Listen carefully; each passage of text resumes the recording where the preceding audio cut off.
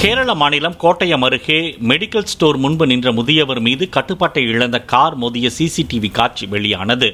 ஓட்டுநர் காரை பின்னோக்கி எடுப்பதற்கு பதிலாக தவறுதலாக முன்னால் செல்வதற்கான கியரை போட்டதால் கார் கட்டுப்பாட்டை இழந்தது.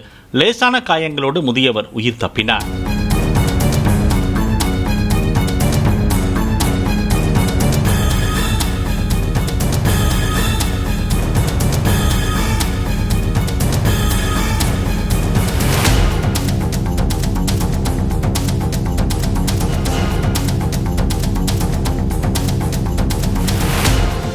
பிளே ஸ்டோர் மற்றும் ஆப் ஸ்டோரில் இருந்து பாலிமர் செயலியை QR கோடு மூலம் பதிவிறக்கம் செய்யுங்கள். செய்திகளை உடனுக்குடன் பெறுங்கள்.